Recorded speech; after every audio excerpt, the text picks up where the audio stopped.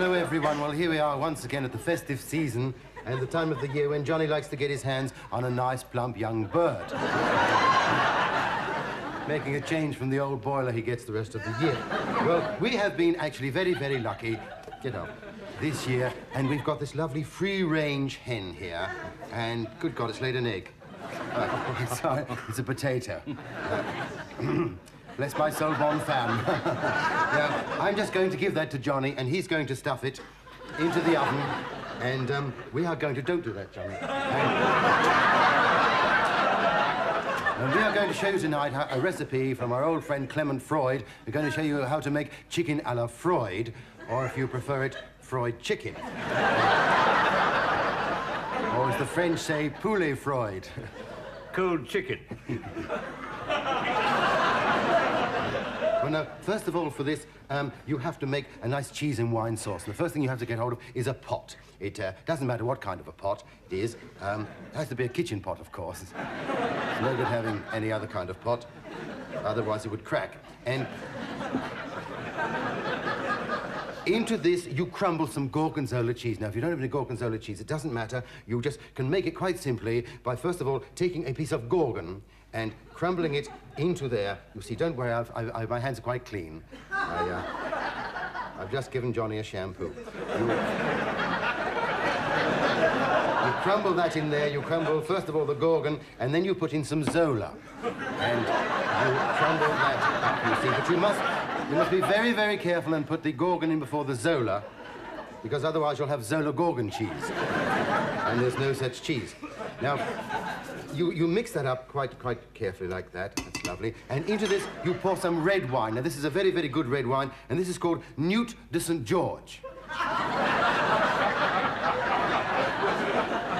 Which means that you can get as St. George on it.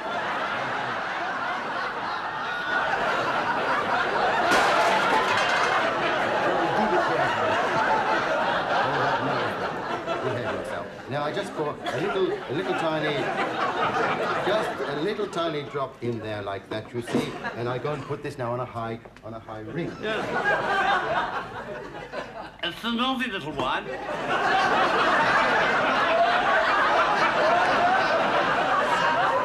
Seems to be trying to say something.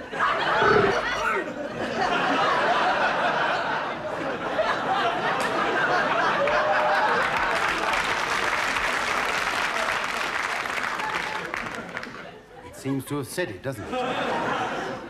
Well, now then, this is the time of the year when we all ask ourselves that age-old question, what shall I do with my Christmas pudding? And as always, we get that same old answer. But instead, why not try making Christmas pudding pies? It's very, very simple. First of all, you need some puff pastry. Here is the pastry, and here is Johnny with the cream.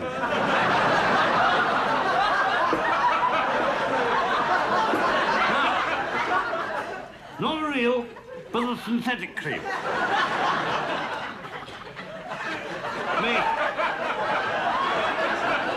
Made of wood, coal and rubber. You don't get indigestion, you get a splinter, a clinker, or a blowout.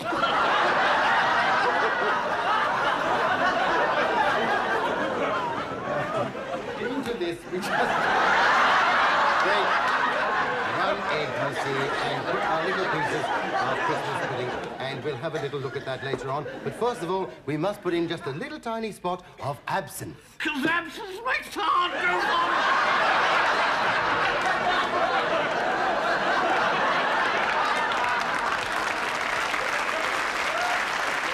Now then, we'll just have a look and see how our chicken's getting on, shall we? I'm sure it's absolute... Oh, my God.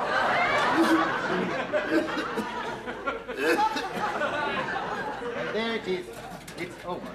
There it is. Lovely, golden, and black. And we put that there, you see. Now, onto this, we shall pour this lovely, creamy white, creamy black sauce.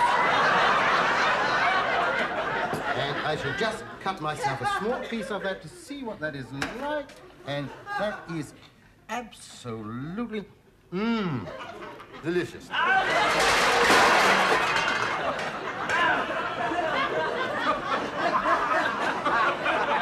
So do tune in next week, and we'll show you how to make boiled potatoes and custard. Shut up!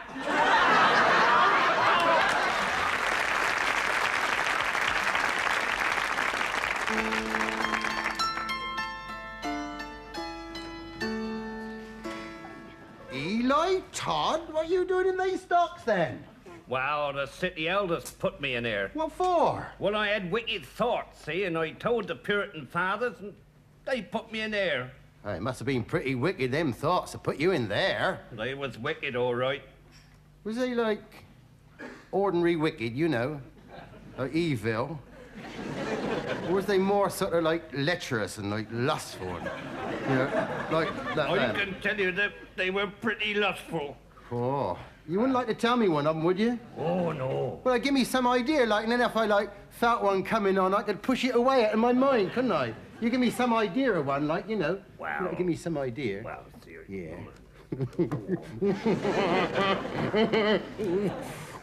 Oh, that's wicked, that is. Oh, that's real wicked, that. That's lustful and wicked, that. Ugh. Good morrow, Master Pure. Oh, good morrow, Mistress Mary. I see by yon chicken you've been in the market. Oh, scrawny little thing it is. What I'd really like is a nice goose. You wicked evil man, you. Wicked, sinful man, you. Why dost thou hit him? Well, he has wicked thoughts, he do. Oh, you'd think he'd find better things to occupy his mind. That's true. I mean, there's enough work needs doing out here in the colonies. That's true. I've been waiting 6 weeks for some man to come and look at my chest. I can't get anyone to touch it.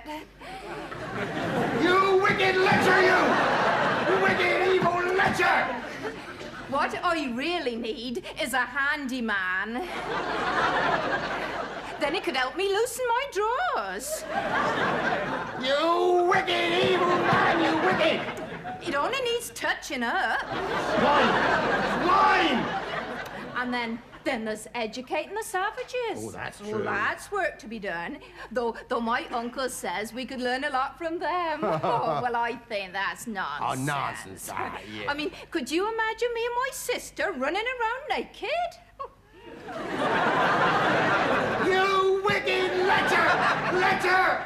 And as for trapping or taming some wild animal, well, what would I look like walking through the forest with a bear behind? You wicked swine! Swine! Well, I'd best be on my way. Oh, right. I only just passed by for a little social intercourse.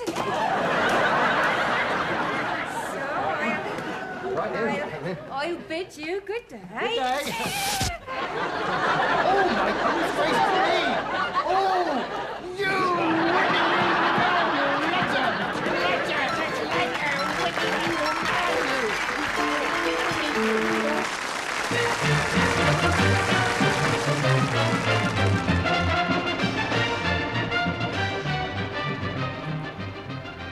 I'm speaking to you from this historic site where any minute now...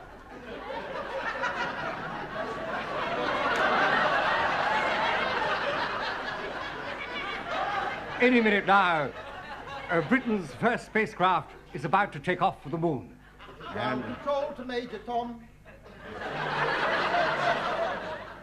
And I'm hoping to have a word with the man in charge, Mr. Scuttle. Good evening, viewers. Good evening, sir. Captain Scuttle, if you don't mind, sir, Space Ace. It says so. What are you doing on my launching pad? You're not allowed on my launching pad without a launching voucher. My card. There's nothing on it, sir. Oh. What do you want to put on the back for? Henry McGee. Are you Egyptian? Scientific correspondent. Scientific, eh? But I don't need a correspondent, sir. I'm not divorcing my wife. I've never even thought about divorce. Murder? Not divorce, no. No, I work for Thames Television. You poor soul.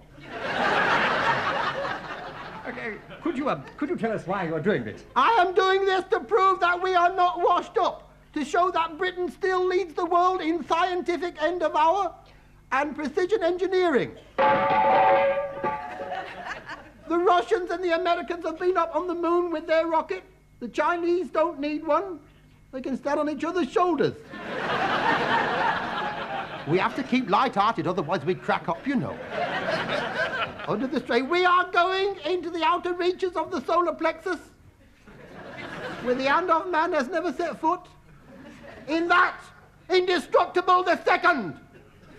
Well, what happened to indestructible the first? It fell apart. Well, perhaps you could explain in more detail for the viewers. What fuel do you use? Nutty slack. And you keep that in the chamber? No, sir, I keep it in a little cardboard box under the bed, sir. Gee, it's not you, is it? He started frying up again. I told him about that. I said not till we're in orbit. That's Kipper's. That's Willie Turdy. I told him about it. It's not to fry up till we're in orbit, you see. Oh, could we see him? You want... Look, yeah, all right, hang on. Is he...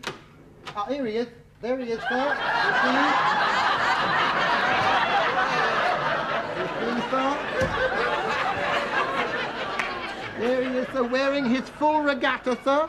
On the back, as you can see, we have the container. That contains oxygen, I suppose. No, hot cocoa, sir. It might be chilly up there. We don't know, you see, sir. What's that strange-looking thing? What's that strange-looking thing sticking out of his boot? That is his leg, sir. That's his Geiger counter, sir, yes. That's to help him find uranium. Oh, I think he can find that on his own. He always has done, sir. What made you choose him? I chose him, sir, because he represents the youth of Great Britain.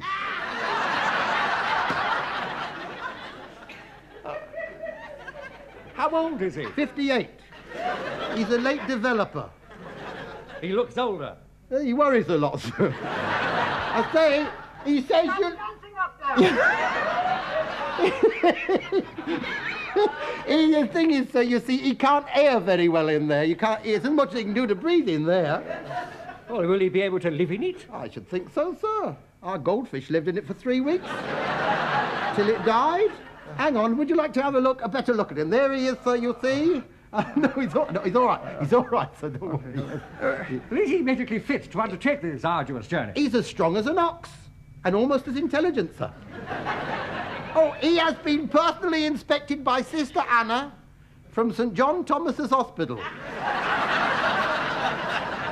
where she has a 90% record of complete recovery, and that's in the mortuary. Look at his eyes going. He's thinking about her. So she can disturb the patients without making the bed, she can, sir. Oh, she gets him going, you know, sir. Has she examined him thoroughly? From top to bottom, sir. She looked down his throat, looked up his birth certificate. The full MO treatment, grade 1, you see, sir. Because, you see, sir, once we're up there in orbit, we're out of the 3-mile limit, you see, and we don't come under the government's jurisprudence up there. I mean, if while I'm up there, a dirty great big boil comes up on my astronaut friend here, sir, the National Health won't have nothing to do with it. They'd put an embargo on it? They wouldn't put a bloody bread poultice on it, sir. Look at him, look. He's mad keen to get into orbit, you see, sir. There he goes. All right, steady. Did I hear that you're taking your wives with you? No, sir, we do not feel the moon is any place for ladies, let alone our wives, eh? Come away, you'll get radiant. You'll get biological radiant. When are we going to start? Here, what are you two girls doing in my rocket? You're not squatters, are you? I could have you prostituted for trespassing in there. Look, you said we were going to be space hostesses. Oh, yes, I did. Yes, I did. Yes, space hostesses. Come on, in you go, sir. It slipped my mind. I forgot about that. Here, you'll start his Geiger counter going again. Get in. Come on. Look, sir, we have to go now, sir. You can see Mickey Mouse's hand is... Oh, isn't it? Yes. We better go, sir. You will forgive us. Farewell, world. Hello, moon. Mrs. Mooney, would you like to take your washing in? Well, you remember the last time we had the fallout of soot all over your knickers? Farewell, world. I've done it. Goodbye, all. Oh, sir, have you got a match? A match? Thank you very much, sir. Well, what do you think the atmosphere will be like up here? Very jovial, sir. We're going to take a piano accordion with us. Oh, there we go, sir. Farewell, world. Oh, I've done that bit. This is A for horses. Calling T for 2. F for pheasant. Calling P for whistle. R for Mo. calling I for Novello. Countdown starting now. 5, 4, 3, 2, 1, 0, naught. Nothing. Sweet for her, what? Ready, steady, go. Oh,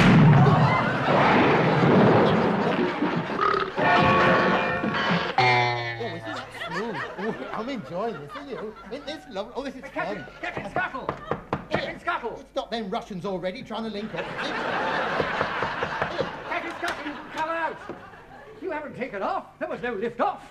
I know that, sir, and you know that. But these two mad birds don't know that. Farewell, world! Hello, ecstasy! Ah! Here, darling, do you know what virgins eat for breakfast? No. Please, can I see you home? I hear your mother-in-law's broke a leg. Don't make me laugh. I've got a split lip, ain't I?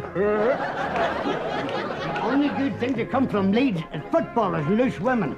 Here, my wife comes from Leeds. Oh? What position does she play? Are you afraid of the big bad wolf? No. It's funny, the other two little pigs were. Well, I've had a shilling for every woman I made love to. What would you do? Buy a packet of crisps? Why did you take up the piano? Well, you see, the beer kept falling off me violin. So I'm all right here, mate. This one's trisexual. Bisexual. No, trisexual. She'd try anything. I was going to put my uncle's death in the obituary column of the local paper, but I couldn't afford it. It was 50p an inch, and he's over 6 foot tall. Here. How do buffaloes make love? I don't know. My husband's a mason. This is my wife. Hello? What happened to that stupid-looking red-headed scrubber you used to knock about with? I dyed my hair. Darling, have a peanut. No, thanks. I don't want to be under obligation. You won't be under obligation for a peanut. It's not like a bar of chocolate.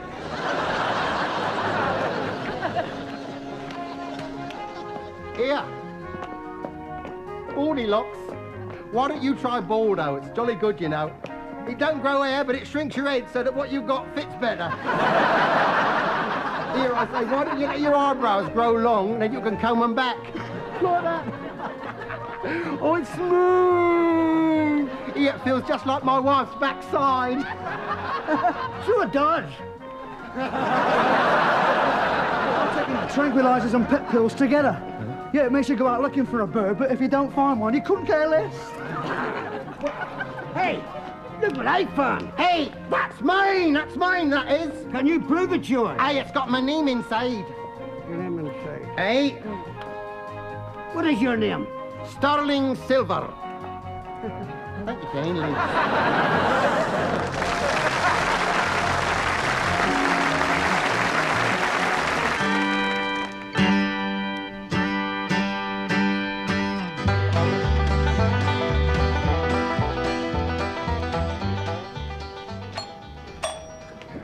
I'll get it, Pa. Oh, pardon us.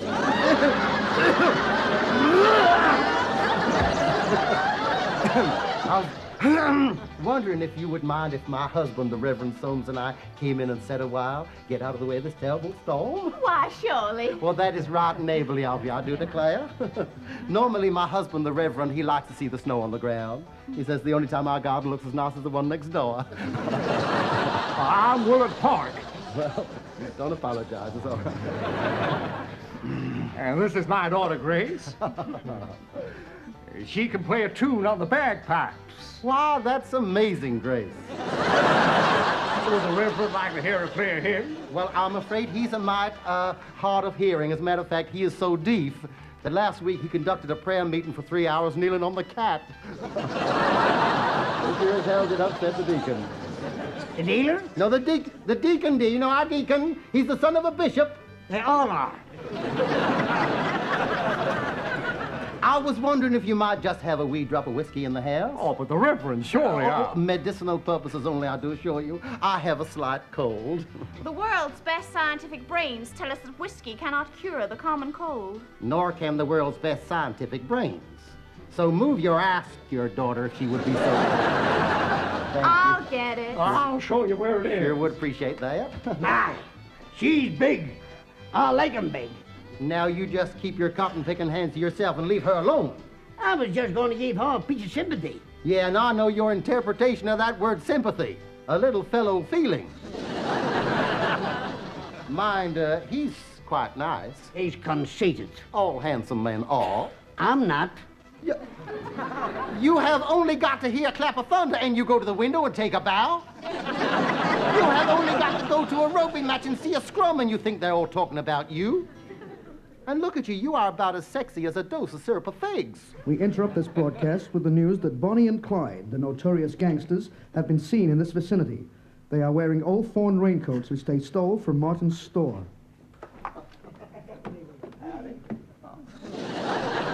This was to cover up their own clothes, which consisted of a green dress and a pinstriped suit. You're Bonnie and Clyde. You're the ones that's got all that money that belongs to the bank. Honey, I do assure you I am just as poor as a church mouse. Why, the only thing I've got between me and the poorhouse is this little second-hand pistol that's pointed straight at your head. Thank you, darling. I'll get the whiskey. Hang on a minute. And go and get the sheriff. I think I'll come with you, Willard. What, and leave her alone in here with him? Why, now, you don't think that anything untoward would happen, do you? Why, honey, you ain't scared about being molested? I mean, you ain't afraid of having your lovely body fondled, are you? No, I ain't scared. I was talking to him. I ain't scared. You see, he ain't scared. Oh, yeah, but he could lock the door and have his way with her. Why, he wouldn't do a thing like that. He's too fine. He's too decent. He's too damn old, that's the truth. Why, do you know his last birthday party, the candles cost more than a cake? Did you count them? I tried to, but the heat drove me back. Well, look at you. Only time you look normal is Halloween. She got her face lifted, and when they saw what was underneath, they let it drop again. And look at that figure. Like a kangaroo with all the kids home. Why, you don't know nothing. Last week he went fly fishing, and he came back with a 7-pound blue bottle. He is just plain ignorant. I went to school, stupid. And you come out the same way and all. Oh, man's so big. Whenever she smiles, she gets lipstick in her ears. Just like her mama. My mama does not have a big mouth. Your mama sleeps with her false teeth in a bucket. Well, now, how about your mama? I could put both my hands in your mama's mouth up to my elbows and still wind my wool. Well, now, stop. Go on, get on off with him, will you? I'll never did. You don't think much of us small-town folk. Who don't? You city slickers. Why, honey, I ain't no city slicker. Why, the town I come from is so small, we had to widen the main road to put a white line down the middle.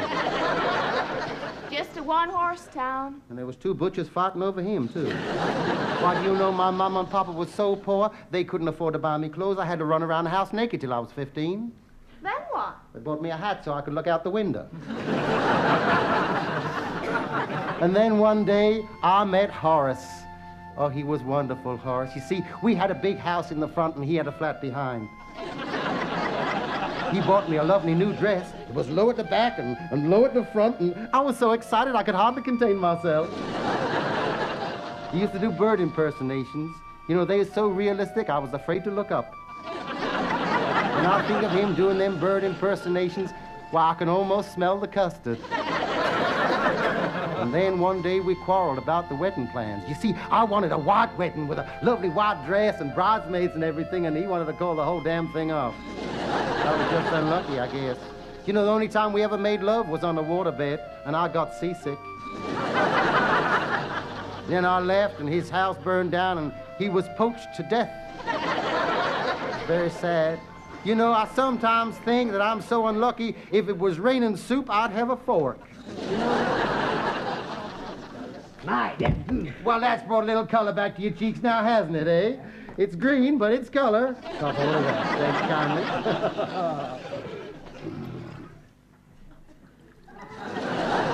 Say, is my face dirty or is it my imagination? Well, your face is clean. I don't know about your imagination. What in heaven's name are you doing there? Goodness gracious me. We ain't got no money. Why, now, you didn't think we was going to rob you now, did you? We just wanted somewhere to hole up for the night. For the night? You see, he got to get up early tomorrow morning before the bank opens. We don't like to spend the night here, but you see, we only got 2 beds, so you got to give me your word of honor that you'll sleep with my daughter and your partner here is sleep with me, because we're mighty moral folks around these parts. Why, now, Willard, I wouldn't have it any other way. That is our no-removal way of carrying on. Thank you kindly. Now, I'll tell you what I'm going to do. I'm going to let you lock the door, and you can keep the key. Now, how about that? Oh, thank you. It's okay. Now, is everything shut up? Yeah, everything else is. Good night, Pa. Good night, Grace. Good night, Bonnie! Good night, Clyde. That's nice. Good night, all.